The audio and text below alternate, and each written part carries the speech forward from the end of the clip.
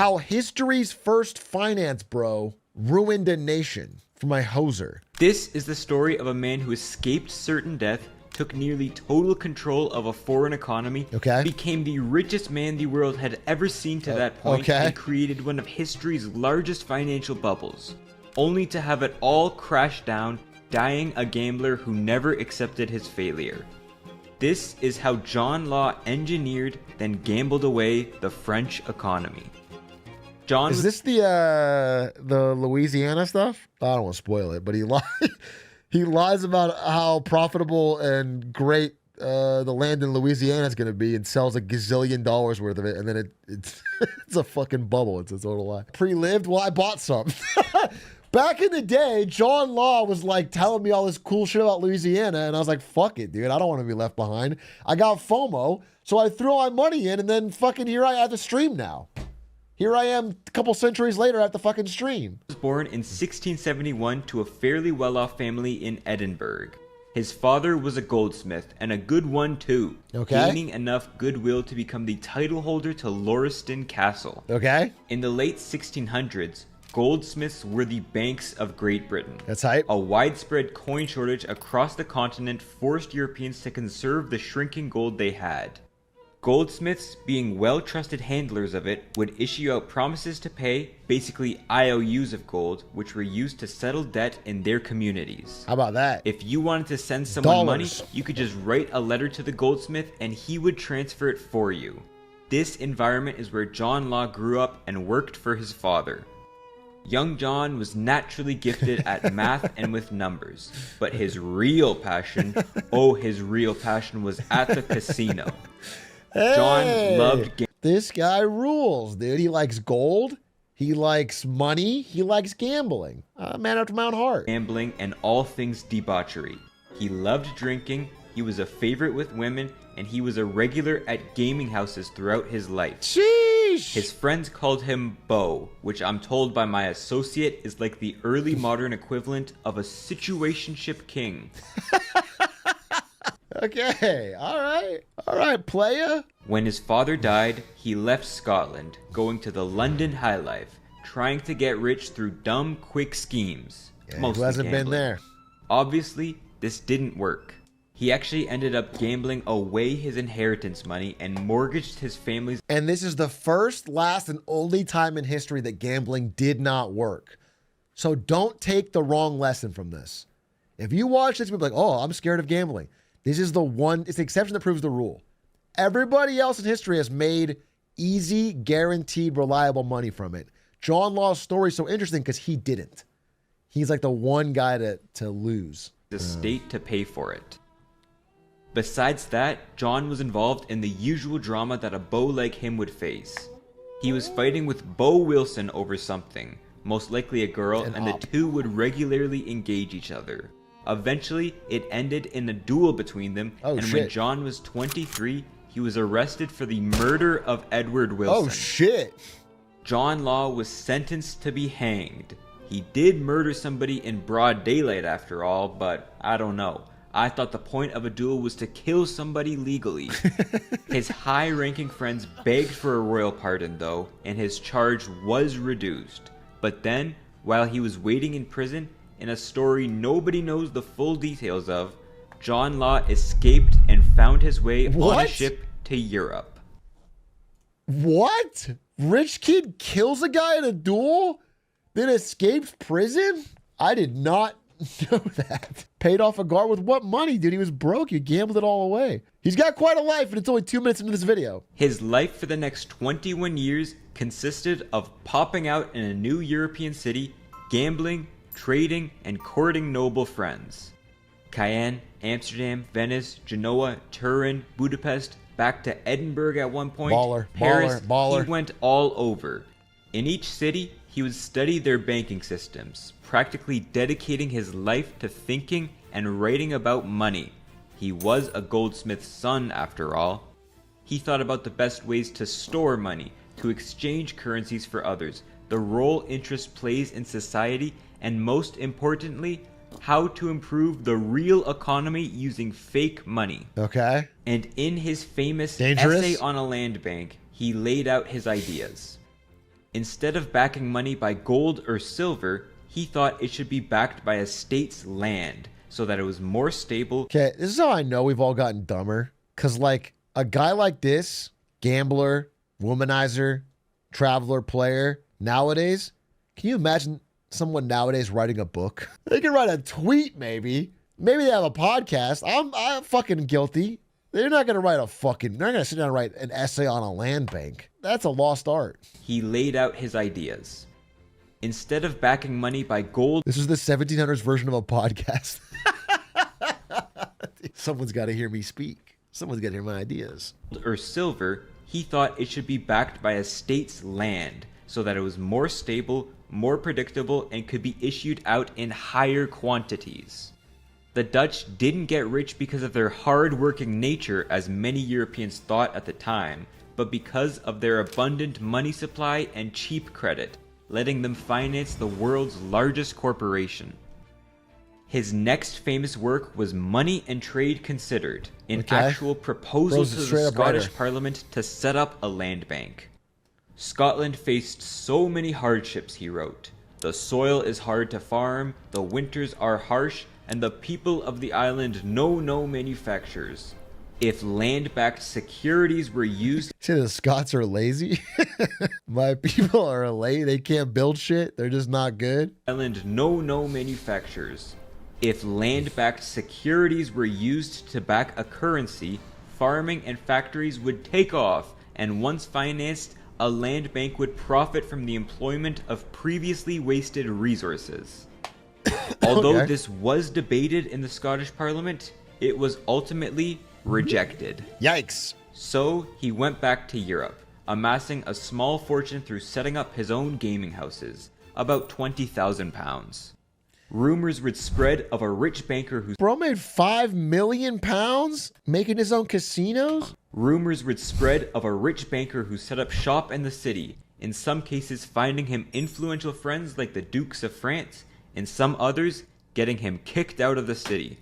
He never stopped proposing his land bank though, even if it wasn't for his home country.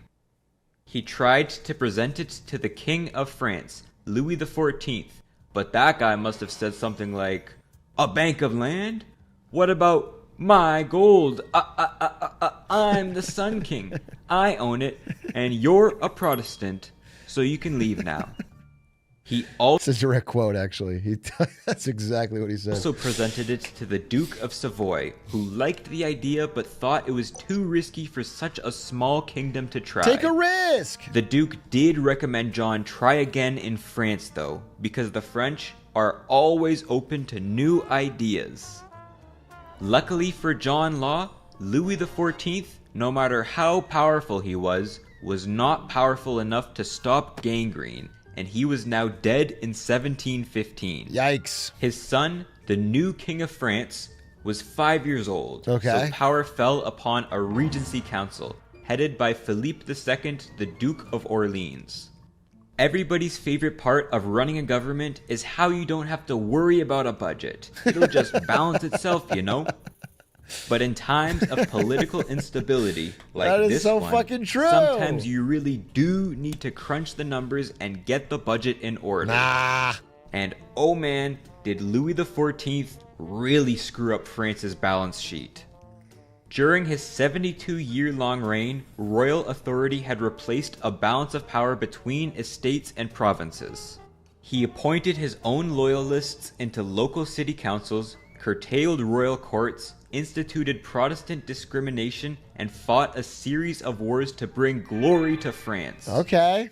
They expanded France's territories, yes, but also its debt.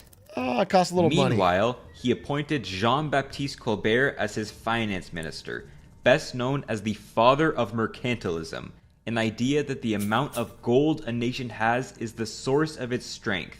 So writing this debt, as long as it didn't touch the gold supply, was no big deal, right? No biggie. Besides that, Louis had considerably expanded civil service and the army, set up North American colonies, and built a grand palace for himself. What about when they call in the debt and want the gold? I said this to Louis, he tried to have me fucking guillotined, so I'm just asking you guys, maybe if you know. At Versailles. So by the start of the Regency, France was in 3 billion livres of debt, about the size of its yearly economic output. Farms laid idle, factories shut down. So you're saying basically 100% debt to GDP. So what you're saying is America right now has a worse debt situation than France after Louis XIV. Spent like fucking crazy for 70 years. Just checking. Bankruptcies were rife and prices were falling. The crown's yearly revenue was 145 million livres, while their expenses were 142 million, meaning at this pace, it would take 1,000 years to pay the debt off. Something big had to be done. All right. What about that law guy who came to Paris like 5 years ago? Isn't he a financial wizard or something? Can't he do anything about it? John Law had been the Duke of Orleans' drinking buddy for a couple of years now, and throughout the time, he was always chatting about his financial ideas. The Duke was already kind of convinced of the land bank idea, although he didn't fully understand it. But now that he basically ruled France, John got a powerful ally. I see. He proposed it to the council, saying... So he's just desperate. He's just a dude in a bad situation that's desperate that goes to his drunk friend and is like, whoa, whatever. What do you got? You said you could do this? It would bring employment and revenue, boost agriculture, trade, and even the population size. A big, beautiful bank. That's what would fix this mess. Some on the council hated it though. The Duke of Saint-Simon called for France to default on its debt, while the Duke of Noailles was against both bankruptcy and the land bank. But eventually, besides some other reforms like punishing private tax collectors who went far over their profit limit, it was decided to let John Law set up his bank. But instead of a state bank like he wanted, it was a private bank, and it wouldn't manage royal revenues, until he could at least prove his monetary genius. Okay. In May 1716, La Banque Générale, the General Bank, opened its doors in Paris, gaining the trust of some when the Duke himself rode up and deposited 1 million livres of gold into it. Right now, the bank is kinda just a bank. It was well run, profitable, and conservative with its finances. It kept supplies of gold and silver, but lent out notes, just slips of paper. Slips like these ones. This was going to be France's currency now. To give it some authority, the crown allowed taxes to be paid in this paper. Not bad, but besides being easier to carry, people didn't see the use of paper money. So one thing John did to entice people to take out this paper and expand the money supply like he wanted was to make them slightly more valuable than coins. All notes were exchangeable for coins, and it was exchangeable at the current time. The French crown would often devalue coins in an effort to make up some lost revenue. So if someone was holding a note and coins were suddenly devalued, the note would actually become more valuable as it could be exchanged for the same amount as before. I see. This grew trust in Law's bank, and over a year, notes held a 15% premium over coins. And you know what? Law's plan was kinda working. Commerce was increasing, taxes were now regularly being paid, and France looked like it was on the up. Law had also allowed billet d'état, a little note signifying that you owned a part of the government's debt, to be exchanged for his notes, and this had commanded an almost 23% premium, meaning you were sure to make money if you gave your portion of the debt to the bank. This grew the bank more than anything, and soon enough, branches sprung up all over the country. All right, John Law, so far so good. The bank's conservative nature and the confidence the people gave it kept its balance sheet growing. And because it now owned much of the debt, it was actually starting to be paid off. Now that there are actual results, John Law was accepted by the nobility. You're good. Meanwhile, a legacy of one of Louis XIV's glory farming missions was boiling up. Louis had wanted to plant the French flag overseas, just like the Spanish had, and along with Quebec, he set up a new colony in America named Louisiana in 1682. There's no way to easily put this, but Louisiana was a complete poo hole.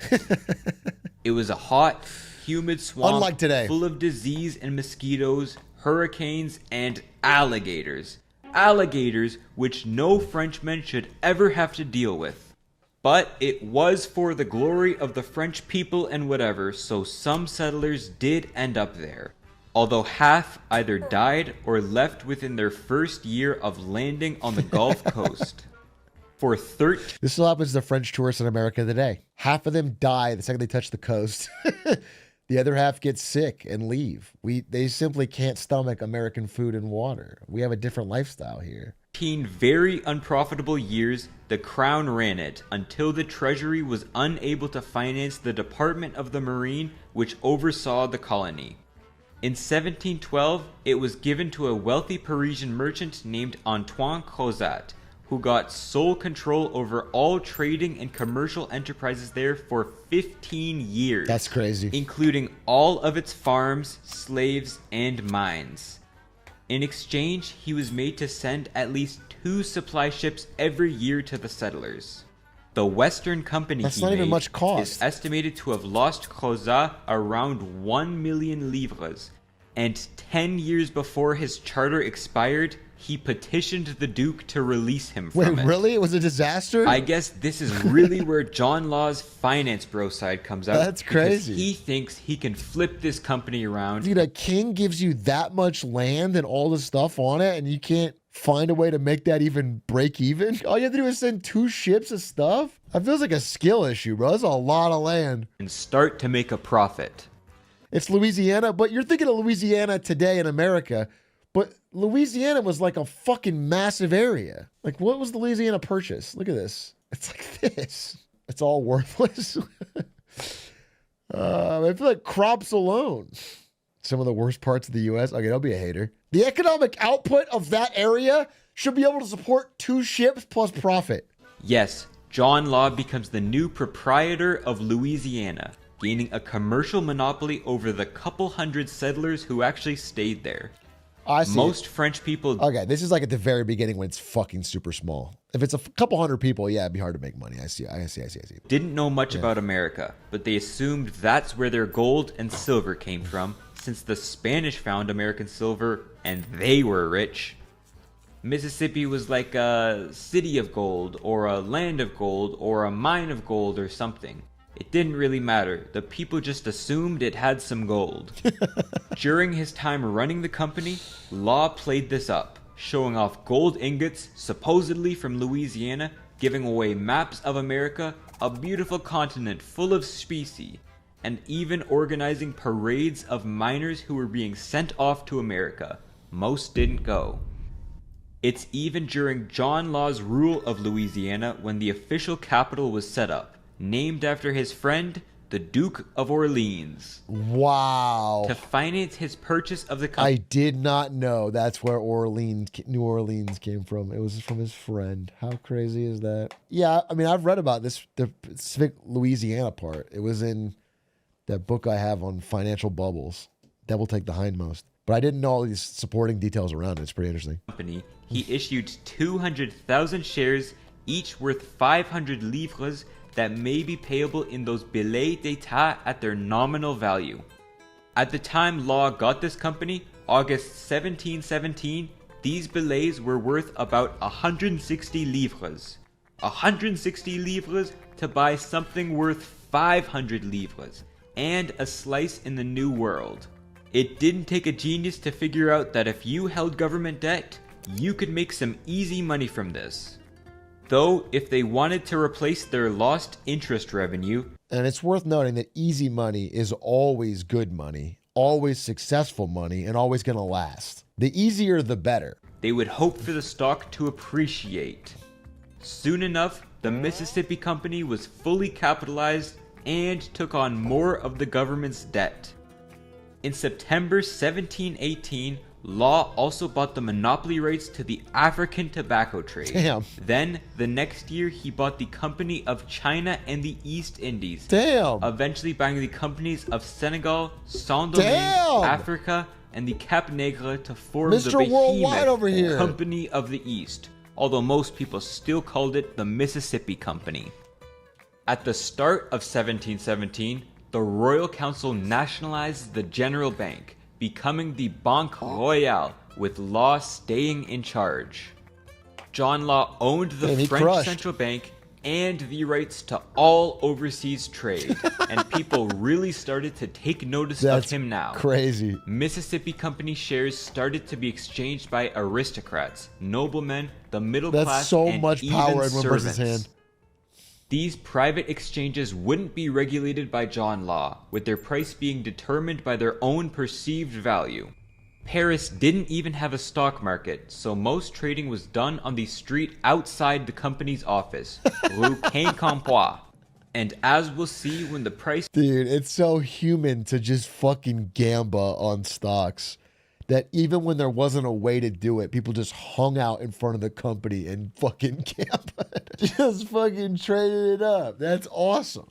It's so deep within us. Started to take off. Quincampoix became the central hub of chaos and speculation.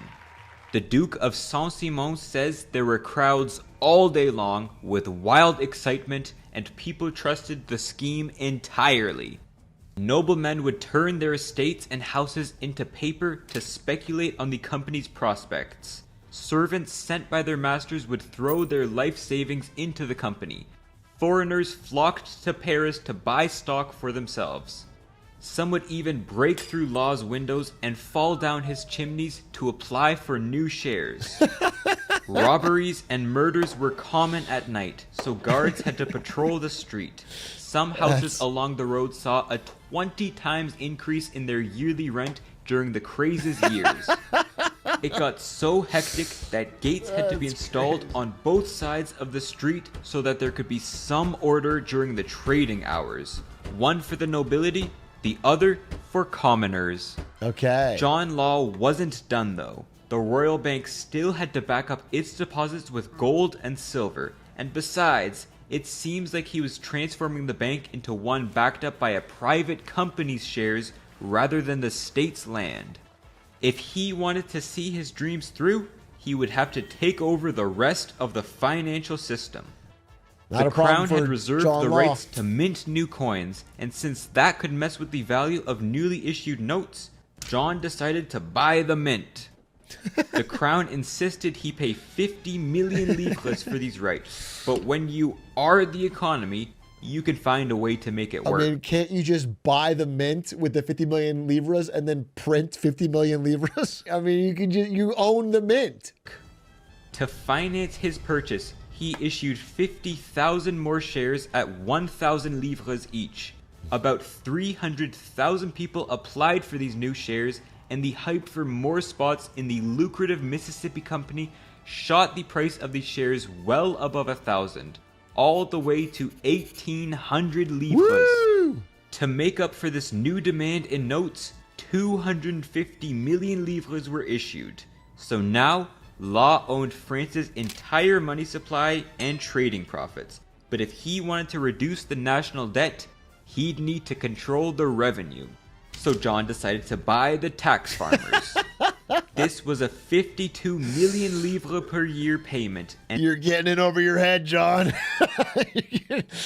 You're getting it over your head, bro. It's getting too deep. This scheme is getting too big. There's going to be a problem, John. And again, he gave out 50,000 shares, this time bumping the price up to 3,000 livres.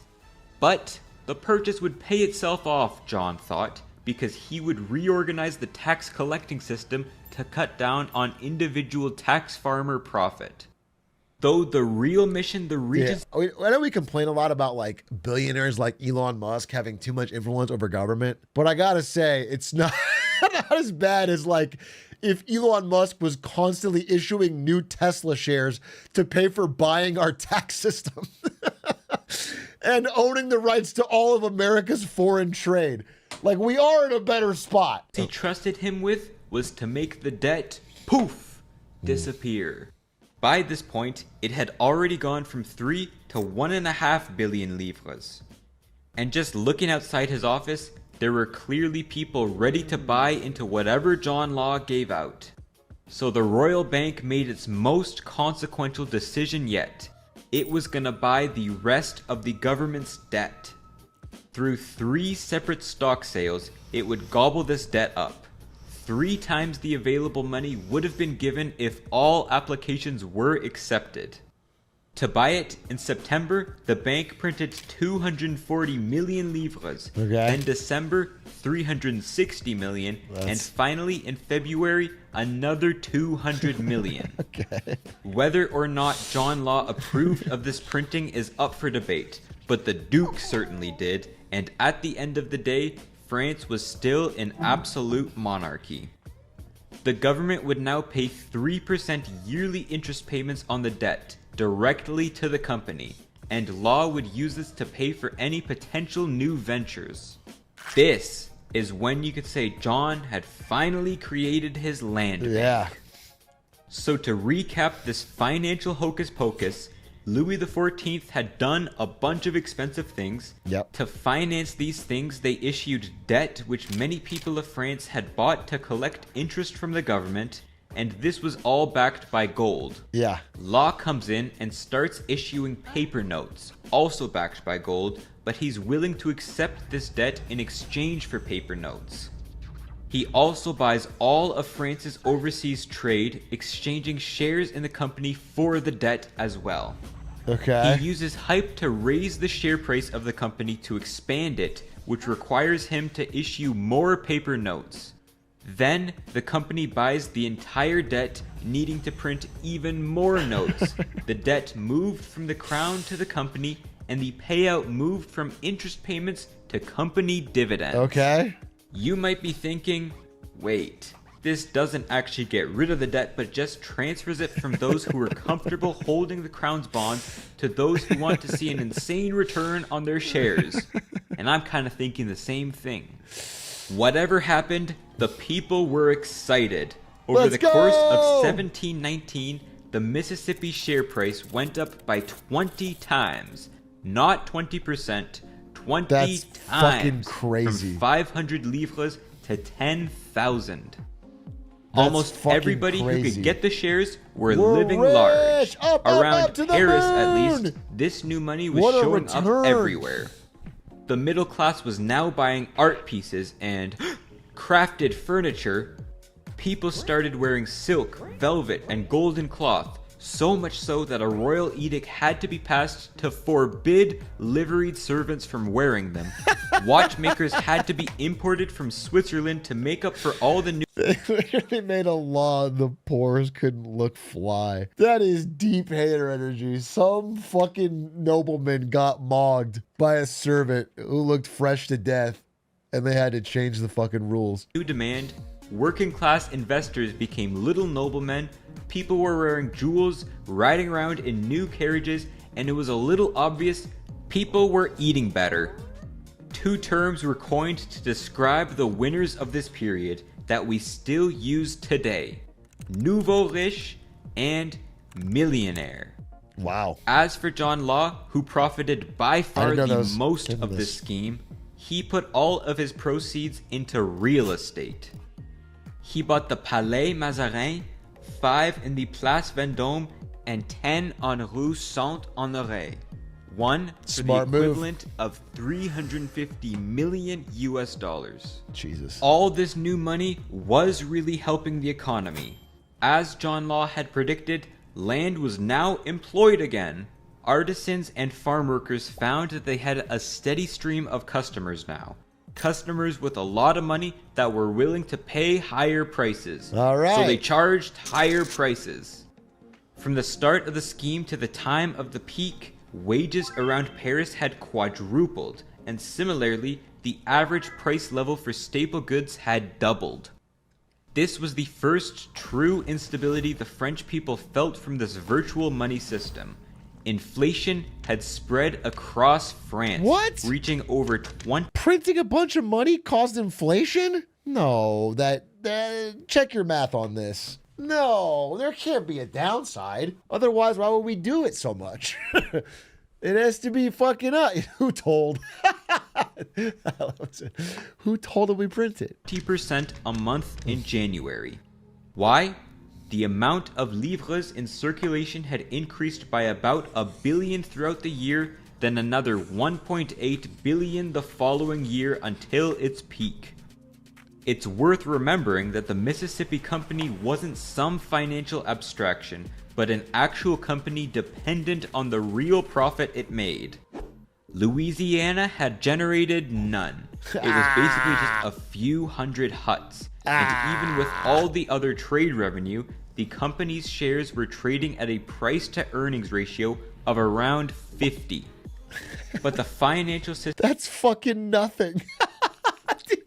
Palantir's like 300. Tesla's like 120. 50? That would be a fucking blue chip stock today. 50's Nvidia. 50's fine. The system had grown so dependent on these share prices that an office for the buying and selling of shares was set up by law in an effort to stabilize its price. The company itself would buy or sell its own shares to keep the value near or around 10,000 livres. This was directly inspired from the Dutch East India Company, whose shares Law had written had acted like money since they could be used to settle debt. When John publicly converted to Catholicism, he was allowed to become the Controller General of France, basically the Prime Minister. Not bad for an ex-convict immigrant.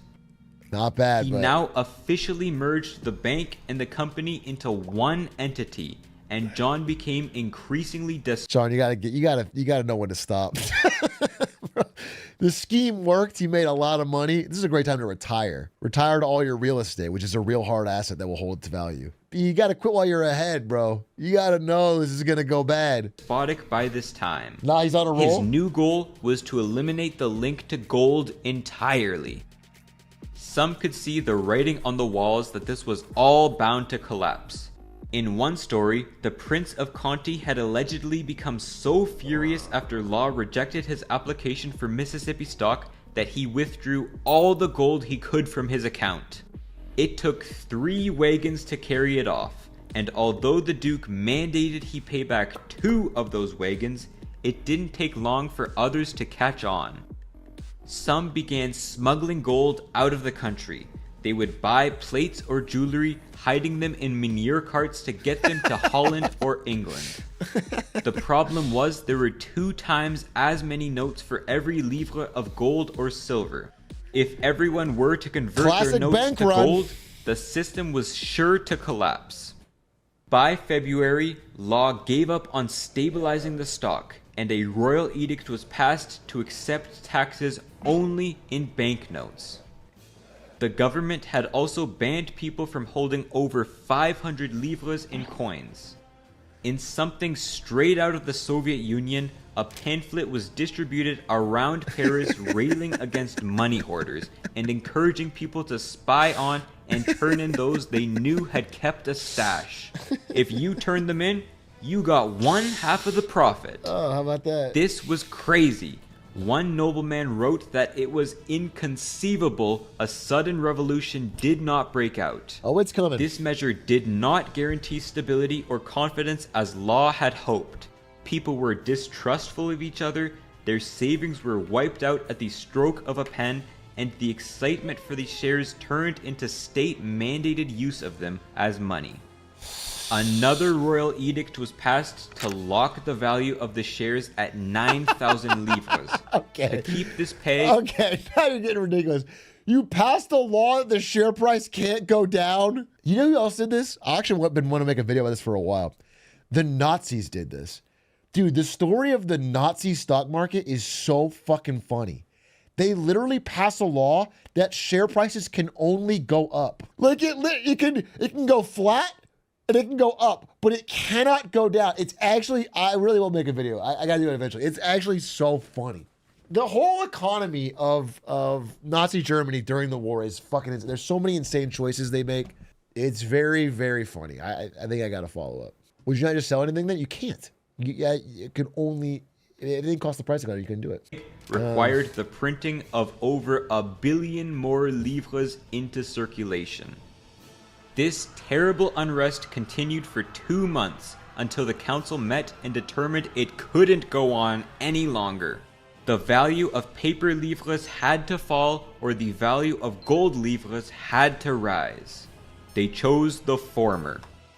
On May 1st, 1720, it was announced the company would suddenly reduce the value of its shares from 9,000 to 5,000 livres. Yikes! The chaos that followed nearly broke the city. Some people had thrown their entire life savings into this company, and 44% of its value vanished in one day? There were great stampedes through the city. The royals had to hire Swiss guards to protect themselves. One day, when a crowd thought it saw John Law leaving his palace, the mob ripped his carriage to pieces. Dude, that's wild. There were fights between the crowds and the guards, resulting in some deaths to both sides. One economist who had speculated... Bro, you guys better hope the Mag 7 doesn't drop 40%. We're like in the same fucking spot. I just want you guys to know we're in the same fucking spot. Everyone's fucking retirement's in the same fucking 7 stocks. Against the French livre was expelled from the country for doing so. And finally, when the government allowed people to hold coins again, a rush on the royal bank resulted in 14 people being crushed to death. Jesus. So much coin was taken out, the kingdom had to start minting them with copper. By this point in his life, Law hadn't just lost the confidence of the people, but his favor with the nobles. The Council of Finance wouldn't listen to him, and first after stepping down as Controller General, he was appointed as a country seat governor, but after that didn't work out, the Duke permitted John Law a passport to leave the country. Get the fuck out. Even faster than he came in and completely reshaped the French economy, he left, leaving behind his wife and kids. Damn, the company was stripped of its minting and tax collecting privileges and continued on as a shell of its former self, with share prices eventually coming back down to around... This would be a fire Wall Street Bets post if that existed at the time. Dude, it's just like, holy fuck, I just convinced France to give me their complete control of all their money and I fucking blew it. I basically ruined the whole country in like a few years. Good. Wall Street Bets, am I cooked? They all think this Louisiana purchase thing is worth hundreds of billions of dollars. But it's not worth anything. 500 livres. 11 years after its collapse, the Mississippi Company was returned to the crown. People distrusted paper money and financial innovations for generations, and for the rest of the ancient regime, only gold and silver were used as money, while religious institutions dominated finance. The bank was officially liquidated in 1723 after extensive talks over how to deal with its liabilities and how to restructure the debt.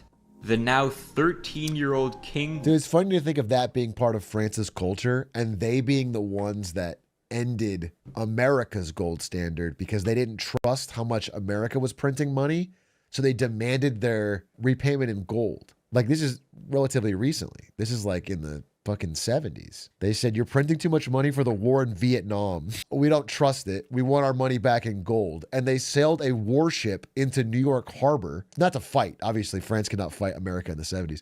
They just said, hey, can we load it up with gold? And they did. And that's why we got off the gold standard. Louis XV had been saddled with over 1 billion livres of it.